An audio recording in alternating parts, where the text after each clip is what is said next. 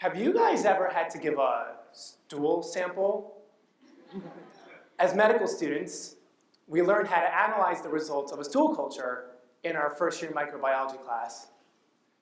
But as I sat in my hometown doctor's office last month, it suddenly dawned on me that I had no idea how one goes about acquiring such a sample.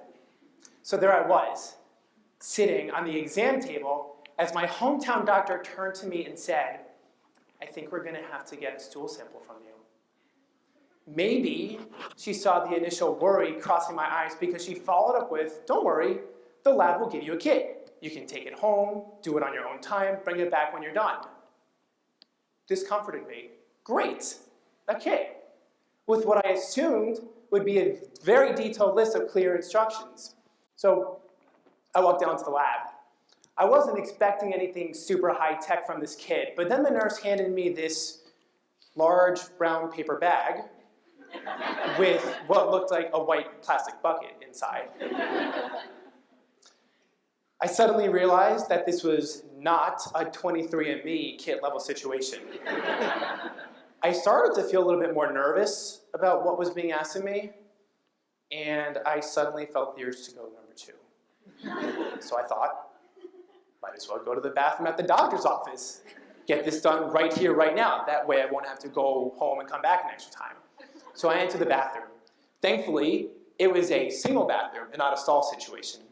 I took a deep breath and opened the bag.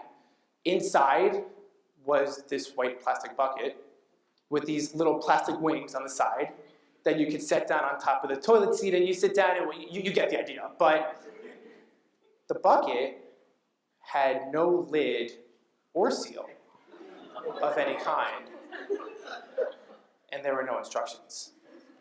That was the first time my life flashed before my eyes. So many things went through my mind all at once. I envisioned myself having to hand this uncovered bucket with my poop in it back to the nurse. But then my mind took it a step further. You see, I don't have a car. I took the bus here. I would have had to have carried this uncovered bucket of my poop on the public bus in my small hometown. There's got to be another way. It can't end like this. So I open up the jank paper bag and breathe a sigh of relief. Turns out there was something else in this kit.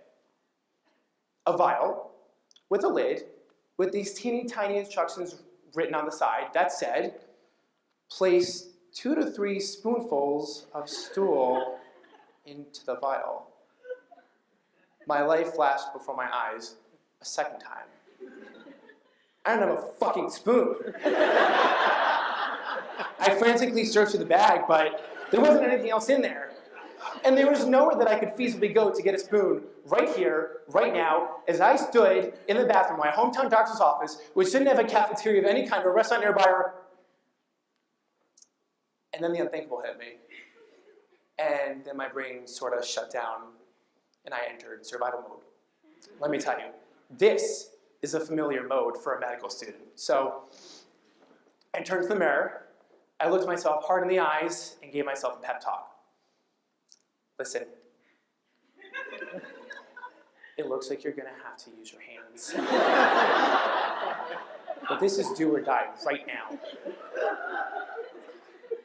Just get this over with. In a few minutes, this will be over, and we will never have to speak of this again. And then, audience, I took that plastic bucket, and I set it down on top of the toilet seat, and I pooped into it. And then I got up to face my demons. Mind you, there are no gloves in this kit. I'm setting up a prayer, and close my eyes, and I unscrew the cap of the vial. And then, the most miraculous thing.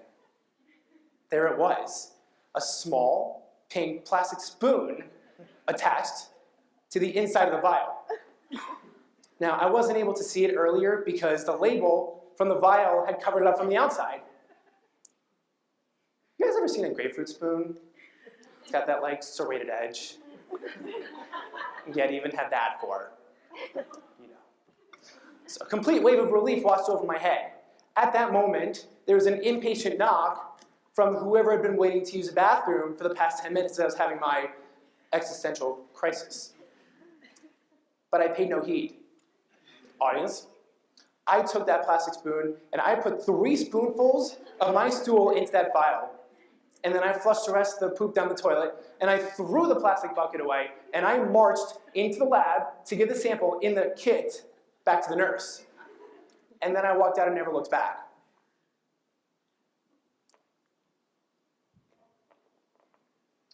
If you're wondering, the stool culture came back negative. But what I really learned from this experience was that for the stupid amount of information you have to cram into your brain while going to medical school, there's just some stupid stuff they definitely don't teach you. But at least you'll be prepared now if you ever have to go for the same thing.